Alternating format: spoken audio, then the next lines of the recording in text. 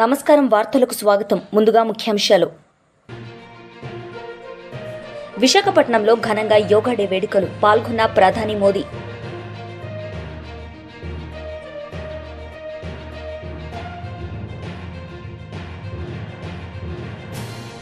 మాజీ మంత్రి సజ్జల రామకృష్ణారెడ్డి మీడియా సమావేశం. పలు అంశాలపై వివరణ. సీఎం చంద్రబాబు నాయుడు మీడియా సమావేశం నిర్వహించారు. ఈ సందర్భంగా ఆయన మాట్లాడారు. ఖర్చు పెట్టాలి, మళ్ళీ ఆ డబ్బులుంటే వెల్ఫేర్ ఖర్చు పెట్టచ్చు, ఎంపవర్మెంట్ ఖర్చు పెట్టచ్చు.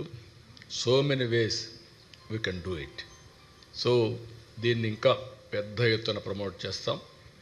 ఇప్పుడు మీరు చూస్తే bill gates foundation, government of Andhra Pradesh ఒక వర్క్ చేస్తున్నాం. Digital health records through AI.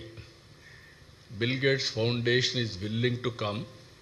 Technology, knowledge రెండు తీసుకొస్తారు.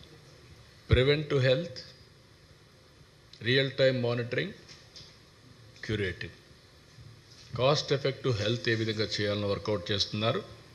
దానికి yoga, naturopathy is a game changer. నేను అదే పిఎం గారు మీటింగ్లో చెప్పాను. Yoga, then naturopathy, then Ayurveda. ఇవన్నీ మనకు వారసత్వ సంపద. దాన్ని రివైవ్ చేసిన వ్యక్తి ప్రధానమంత్రి నరేంద్ర మోడీ గారు. రెండో పక్కన ఏదైతే గ్రీన్ ఎనర్జీ, ఇంకొక పక్కన మీరు చూస్తే స్వచ్ఛ భారత్, మూడోది నేచురల్ ఫార్మింగ్. ఈ మూడు కూడా చూస్తే నేచర్ని ఏ విధంగా ప్రొటెక్ట్ చేయొచ్చునో, తద్వారా మనుషులకి ఏ విధంగా బెనిఫిట్ వస్తుందో కూడా ఎస్టాబ్లిష్ చేశారు. ఈ 6 లాజికల్గా తీసుకపోతే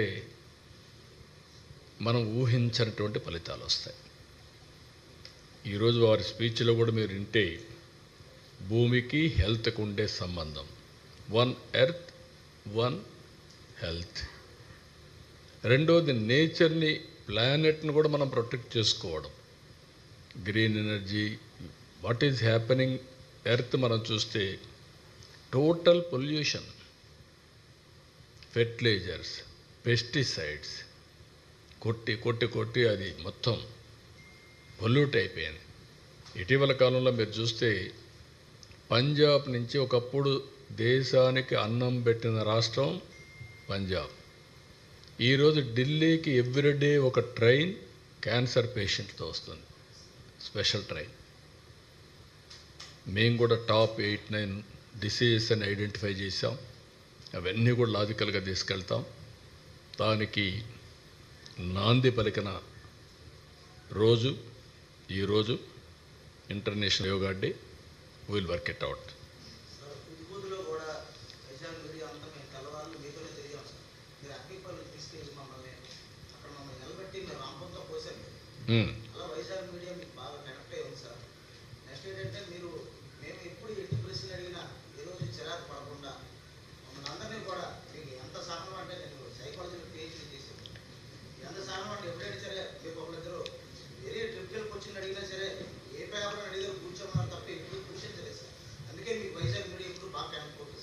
మీరు వైజాగే కాదు, రాష్ట్రం అంతా.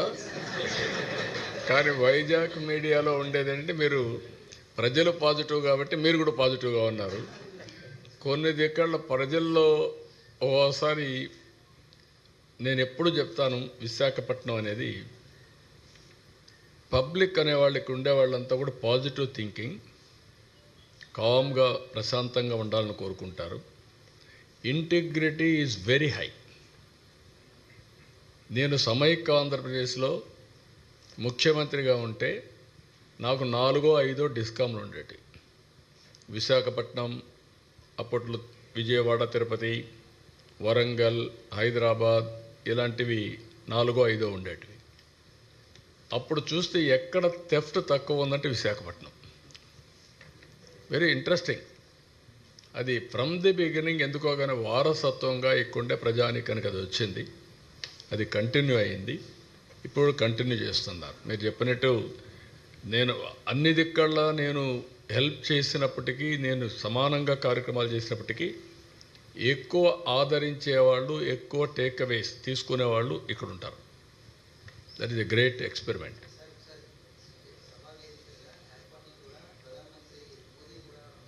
మాజీ మంత్రి సజ్జల రామకృష్ణారెడ్డి మీడియా సమావేశం నిర్వహించారు. ఈ సందర్భంగా ఆయన మాట్లాడారు. అక్కడి నుంచి షిఫ్ట్ అయితే ఇదే రోజు చంద్రబాబు నాయుడు గారు ముఖ్యమంత్రిగా అక్కడికి వెళ్ళి దాన్ని పార్టిసిపేట్ చేశాక మళ్ళీ మీడియాతో మాట్లాడినట్టున్నారు. ఆయన యోగా ఏం ప్రాక్టీస్ చేస్తున్నారో, జనరల్గా రోజు ప్రాణాయామం కానీ యోగాసనాలు కానీ వేసి ఇచ్చేస్తే వారి మాట తీరులోనే ఒక ప్రశాంతత, ఒక స్థితప్రజ్ఞత ఉంటాయి, ఓ పరిపక్వత ఉంటుంది. వాళ్ళని చూడగానే ఒక ఆరా కనిపిస్తుంది వెనక. ఈయనలో అది కనపడట్లా. అక్కడ కూర్చోవడంలో అక్కడ ఏ రకంగా కూర్చున్నాడో తెలియదు, కానీ ఇక్కడికి వచ్చిన తర్వాత చూస్తే ఇమ్మీడియట్ మొహంలో ఒక రకమైన అక్రూరత్వం, ఆ కుటిలత్వం, దబాయింపు, బుకాయింపు సేమ్ నారా చంద్రబాబు నాయుడు గారు. ఈ రాష్ట్రం మీద ఒకప్పుడు ఉమ్మడి ఆంధ్రప్రదేశ్ మీద ఎట్లో ఇప్పుడు ఈ రాష్ట్రం మీద, ఆ రాష్ట్రం తెలంగాణ మీద కూడా ఉందని ఆయనకైనా అనుకుంటారు. బహుశా ప్రజల నుంచి వచ్చి ప్రజానాయకుడిగా ఎన్నుకోబడిన నాయకుడు కాదు కాబట్టి అప్పటికే మామగారు పెట్టిన ఒక పెద్ద కోటను స్వాధీనం చేసుకుని అక్కడి నుంచి తెలుగుదేశం పార్టీ అనే కోటను దానిని పూర్తిగా తనకు పట్టులేకి తెచ్చుకొని మ్యానిపులేషను, అలాగే సిస్టమ్ మ్యానిపులేషన్తో పాటు మీడియానే సర్వస్వంగా భావించి ఒక వర్చువల్ ఇమేజ్ ఏదైతే క్రియేట్ చేస్తానని అనుకుంటాడో దీని ద్వారా ప్రజల మైండ్స్ను కంట్రోల్ చేయొచ్చు అనుకునే ఒక హిప్నాటిస్ట్ తరహాలోనే ఆయన బిహేవ్ చేస్తుంటాడు. అధికారంలోకి ప్రజల నుంచి రాలే కాబట్టి ప్రజలకు తను ఆ బాధ్యుడు కాదు అనేది ఆయన మొహంలో ఎప్పుడూ కనిపిస్తుంది. ఇంకా రాజకీయ పార్టీలను నాయకులను అసలు లెక్క వేసుకోడు. ఆయన మాటల్లో ప్రతిసారి అదే కనిపిస్తుంది. ఈరోజు అదే కనిపించింది.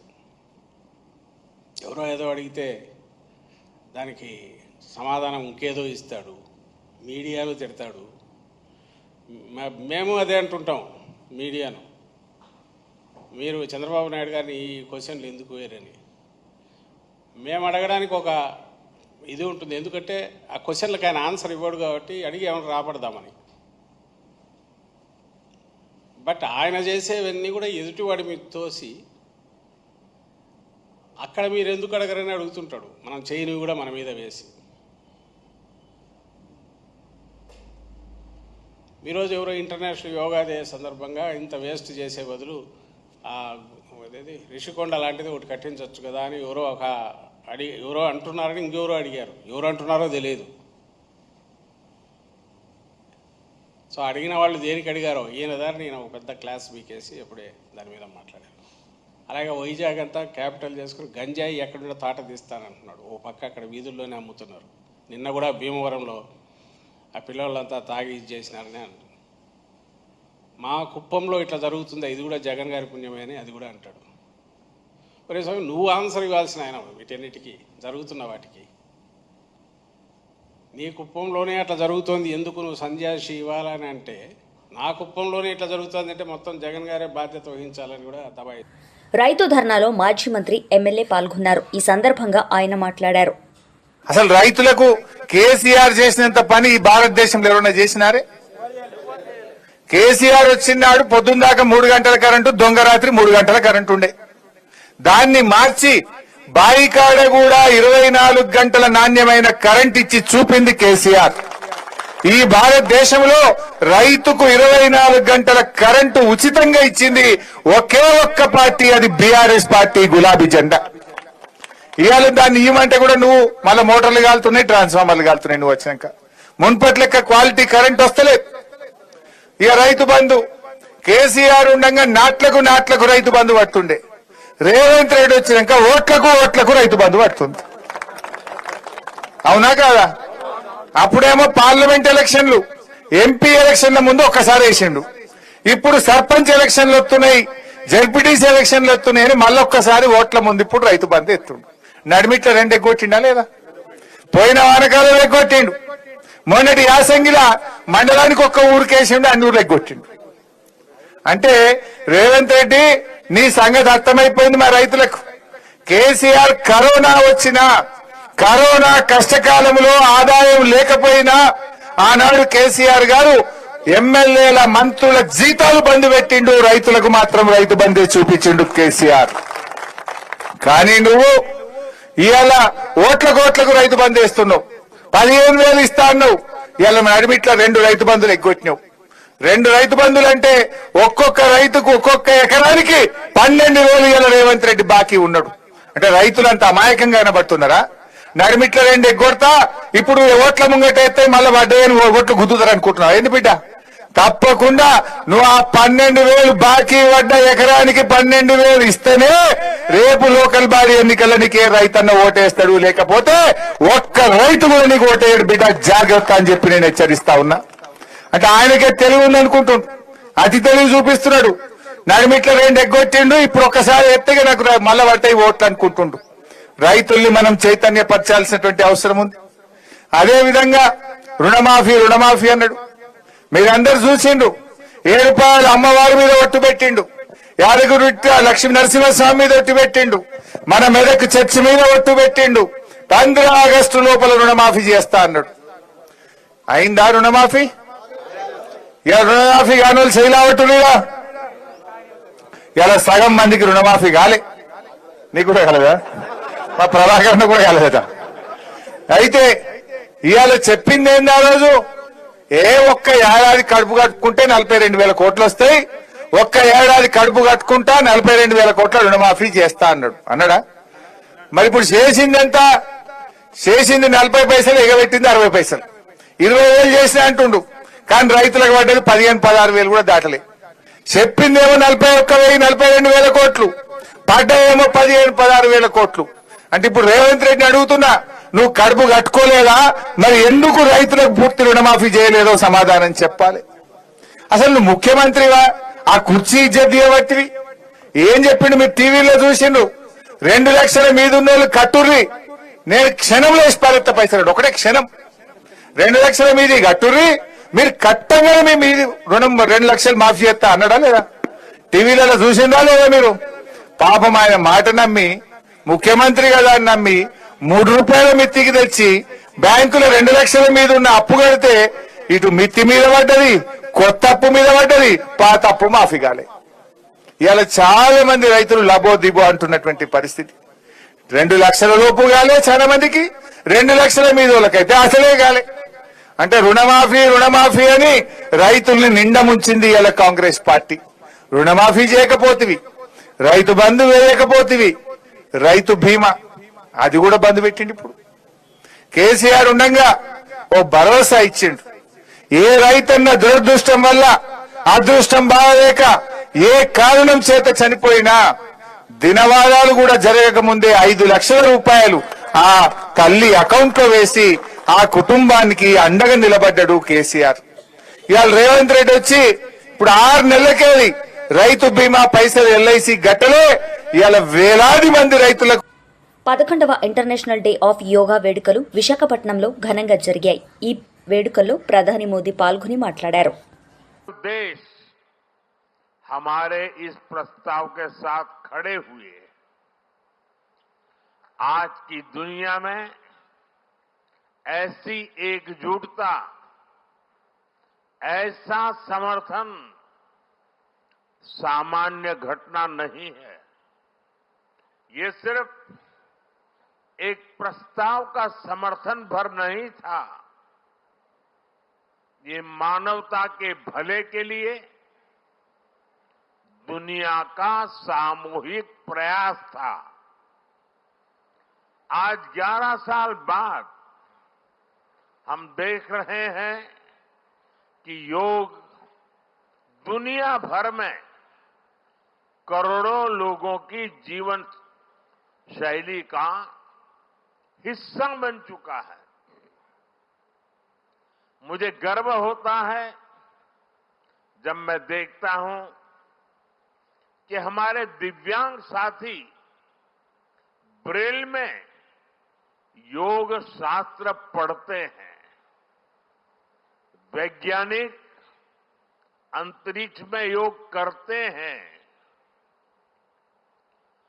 गांव-गांव में युवा साथी योग ओलंपियाड में भाग लेते हैं।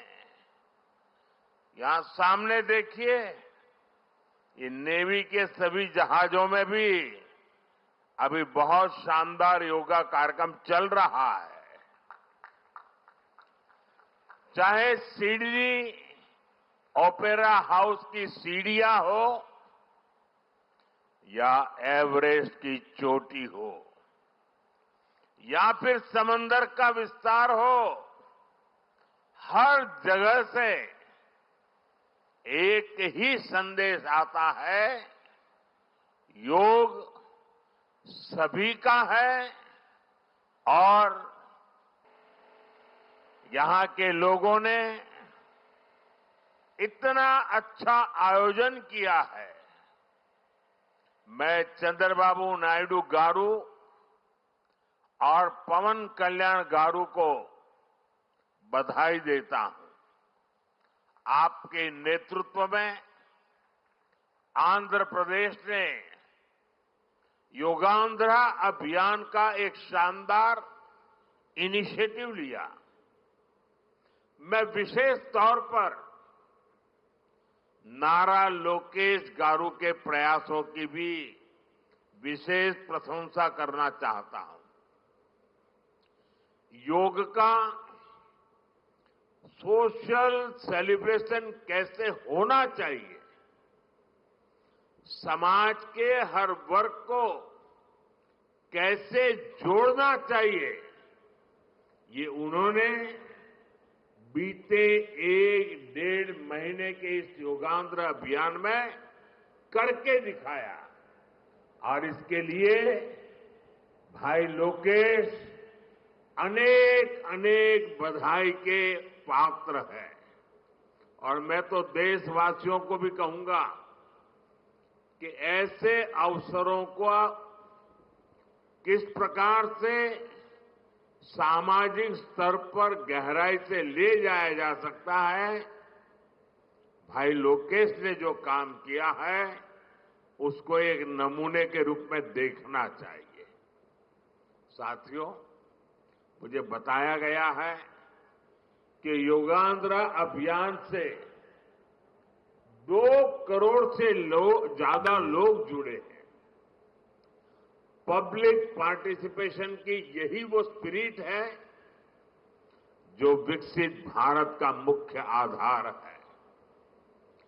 जब जनता खुद आगे बढ़कर किसी मुहिम को थाम लेती है, किसी लक्ष्य को ओन कर लेती है, तो उस लक्ष्य की प्राप्ति से हमें कोई रोक नहीं पाता। जनता जनार्दन की ये सदा इच्छा और आपके प्रयास यहां इस आयोजन టీడీపీ లీడర్ మీడియా సమావేశం నిర్వహించారు. ఈ సందర్భంగా ఆయన మాట్లాడారు. అన్నింటినీ కూడా ఒకటి తర్వాత ఒకటి కంప్లీట్గా నెరవేర్చుకుంటూ వస్తున్నటువంటి పరిస్థితి మనం చూస్తూ ఉన్నాం. ప్రజలందరూ కూడా చాలా ఆనందంతో సంతోషంగా హర్షాతిరేకాలను వ్యక్తం చేస్తున్న సందర్భంలో వైఎస్ఆర్సీపీ పార్టీ నాయకుడైనటువంటి జగన్మోహన్ రెడ్డి బెంగళూరు ప్యాలెస్లో కూర్చొని తల్లికి వందనం అమలు చేశారా, ఎంతమందికి చేశారు అని తన శిష్య బృందం చేత వాకపు చేసుకుని చంద్రబాబు నాయుడు గారు అందరికీ కూడా తల్లికి వందనం కార్యక్రమాన్ని దిగ్విజయంగా ఇచ్చేశారు. అంటే ఇక మనకు పుట్టగతులు ఉండవు, ఏం చేయాలి జనంలో ఉండాలని చెప్పి జనానికి సంబంధం లేనటువంటి విషయాల్లోనూ రౌడీలు రాజ్యం ఏలుతున్న విధంగా, రౌడీలకు రక్షణ కల్పించే విధంగా, రౌడీలతో కలిసి మెలిసిపోయే విధంగా, ప్రజాస్వామ్యాన్ని కూనీ చేసే విధంగా జగన్మోహన్ రెడ్డి గత వారం రోజులుగా ఈ చర్యలను చేపట్టి తల్లికి వందనం కార్యక్రమాన్ని కానివ్వండి, ఈ మహా అపూర్వ యోగా సంగమం కార్యక్రమం కానివ్వండి, ప్రజలందరూ కూడా ఆనందంగా వీక్షిస్తున్న సందర్భాన్ని పక్కదోవన పట్టించాలనేటువంటి ఒక కపట రాజకీయ ఉద్దేశంతో అతను చేస్తున్నటువంటి ప్రజలందరూ కూడా తిప్పికొడుతున్నారు. 151 నుంచి 11కు పడిపోయినా బుద్ధి లేదు. అటువంటి జగన్మోహన్ రెడ్డి ఒక పక్క రాష్ట్రాన్ని, ప్రజాస్వామ్యాన్ని కూనీ చేస్తూ ప్రజా వ్యతిరేక కార్యకలాపాలకు పాడుతున్నాడు. అతని శిష్యుడు మరొక పక్క అత్యంత పవిత్రమైనటువంటి తిరుమల తిరుపతి దేవస్థానంలో నిత్యం జరుగుతున్నటువంటి అనేక కార్యక్రమం కూడా న్యాయం జరుగుతుంటే 2 సార్లు చైర్మన్గా పనిచేసినటువంటి భూమన కరుణాకర్ రెడ్డి నిత్యం అసత్య ప్రచారాలతో తిరుమల తిరుపతి దేవస్థానాల యొక్క పవిత్రతను మంట గలిపే విధంగా అతను వ్యవహరిస్తున్నాడు. ఎందుకు? ఈ రాష్ట్రం పురోగతిని కానీ, ఈ రాష్ట్రం అభివృద్ధి చెందటం కానీ, ఈ రాష్ట్రంలో సంక్షేమం జరుగుతుండటం కానీ ఆ వైఎస్ఆర్సీపీ పార్టీకి ఇష్టం లేదు. అందుకని ఒక పక్క జగన్మోహన్ రెడ్డి, వారి శిష్య బృందం, అతను మెయిన్ శిష్యుడైనటువంటి తిరుమల తిరుపతి దేవస్థానంలో కంప్లీట్గా కాన్సన్ట్రేషన్ చేసినటువంటి కరుణాకర్ రెడ్డి ఈ రకంగా ఒక తప్పుడు విధానాల ద్వారా, తప్పుడు ప్రచారం చేయటం ద్వారా ప్రజల్లో ఏమయ్యే పరిస్థితిని నెలకొల్పాలని వారు అనుకుంటున్నారు. కానీ ప్రజలు తిప్పికొడుతున్నారు జగన్మోహన్ రెడ్డిని, కరుణాకర్ రెడ్డిని. ఆ విషయం వాళ్ళు గుర్తుపెట్టుకోవట్లేదు. రాబోయేటటువంటి ఏ ఎన్నికలు వచ్చినా మరి 11 పోయి ఆ 1 కూడా మిగులుతుందో మిగలదో కూడా తెలవని పరిస్థితుల్లో వాళ్ళు పోతున్నారు. వాళ్ళకి అర్థం కావటల్లా. పథకం కింద తాళిబొట్ల కోసం తిరుమల తిరుపతి దేవస్థానంలో ఉన్న బంగారాన్ని కరిగించడానికి బొంబాయి తీసుకెళ్ళి బొంబాయిలో కరిగించిన దాంట్లో ఎంత నువ్వు కొట్టేశావు, ఎన్ని టన్నులు కొట్టేశావు, నువ్వు టన్నుల కొద్దీ బంగారం బొంబాయి తరలించావు. దాంట్లోంచి ఎంత తరుగు పేరుతో, మరుగు పేరుతో ఎంత మరుగుపరిచావు. కరుణాకర్ రెడ్డి, నిన్ను సూటిగా నేను అడుగుతున్నాను, ఇవాళ దానికి నువ్వు సమాధానం చెప్పగలవా? వైసీపీ లీడర్ మీడియా సమావేశం నిర్వహించారు. ఈ సందర్భంగా ఆయన మాట్లాడారు. అందులోనూ మాస్ లీడర్ జగన్మోహన్ గారు వస్తుంటే ఎవరన్నా ఆపగలరా జనాన్ని? మాకు అది నోటీస్ లాగా ఇవ్వడం జరిగింది. మేము చెప్పాము, అది మేమైతే ఏ వెహికల్స్ పెట్టి మొబిలైజ్ చేయట్లేదని చెప్పాము. మా వంతు మేము ఎవరిని మొబిలైజ్ మీరు రండి, మేము వెహికల్స్ పెడతాము, మేము చూస్తున్నామని చెప్పడం జరగలేదు. అది కూడా వాళ్ళ నాన్నగారు అతని గుర్తుగా భోజనాలు పెడతాం అనుకుంటే దాన్ని కూడా వాళ్ళు అబ్జెక్షన్ పెట్టారు. అతను అన్నీ తయారు చేసుకుని కూడా అది ఆపేసుకున్నాడు. పాపం అది ఇంకా అతను ఆ బాధలో ఉన్నాడు. మా కొడుకు ఫస్ట్ ఇయర్ దీనికి కూడా నేను భోజనం పెట్టకపోయానని అది కూడా మేము అతను ప్రెస్ మీట్ ఇచ్చాడు, చూసే ఉంటారు మీరు. అంత వాళ్ళు ఏడితే దాన్ని ఒప్పుకున్నాము. ఆ రోడ్డు సన్నదంటే దానికి అందులోకి ఎవరు వెళ్ళకుండా ఆపుకున్నాము. వాళ్ళు పెట్టిన వాటిని ఒప్పుకున్నాము మేము. కానీ ఎంతమంది వస్తారు, వాళ్ళ ప్రతి 5 మందికి ఒక వాలంటీర్ పెట్టండి, వెహికల్స్ అలౌ చేయొద్దు, ఎక్కువ మంది అక్కడ చూడండి, ఎంతమంది వస్తారు చెప్పండి అంటే జగన్ వస్తుంటే ఇంతమంది వస్తారని చెప్పగలమా? ఒక విలేజ్ స్థాయి ఒక సర్పంచో లేకపోతే ఒక మండల స్థాయి లీడర్ వెళ్తేనే 100 మంది జనాలు వస్తారే. అలాంటిది ఒక మాజీ లీడర్, అందులోనూ జగన్ వస్తుంటే ఎంతమంది వస్తారంటే ఎట్లా చెప్పగలం? సో వాళ్ళు పెట్టిన ఆక్షన్ చూసి ఉంటారు మీరు. ప్రతి విలేజ్కి బ్యారికేడ్స్ పెట్టారు. ప్రతి పల్నాడు జిల్లా మొత్తం ఉన్న మండల రాజు నుంచి విలేజ్ నాయకుల నుంచి పెద్ద నాయకులకు అందరికీ నోటీసులు ఇచ్చారు. ప్రతి కార్యకర్తకి వెహికల్స్ ఉన్న ప్రైవేట్ వెహికల్స్ ఉన్న ప్రతి ఒక్కరికి ఫోన్ చేసి వెహికల్స్ పెట్టద్దు, మీరు పెడితే దాన్ని సీజ్ చేస్తామని వార్నింగ్ ఇచ్చారు. ఇంతలాగా ఎలా అంటే ఒక సత్తెపల్లి నియోజకవర్గం చుట్టూనే, ఒక టౌన్ చుట్టూనే 25 బ్యారికేడ్స్ దాకా పెట్టారు జనాలు రానికుండా.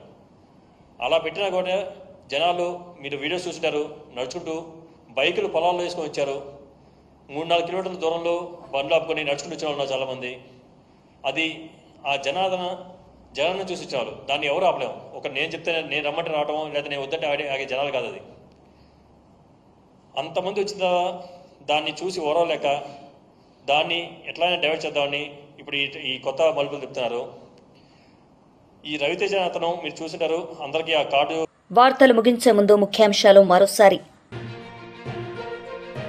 విశాఖపట్నంలో ఘనంగా యోగా డే వేడుకలు, పాల్గొన్న ప్రధాని మోదీ.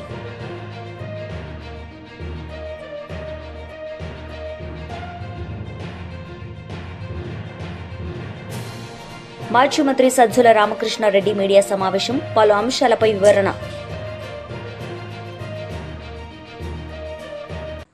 ఈ వార్తలు ఇంతటితో సమాప్తం. తిరిగి ప్రసారమయ్యే వార్తల్లో మళ్ళీ కలుద్దాం. అంతవరకు సెలవు. నమస్తే.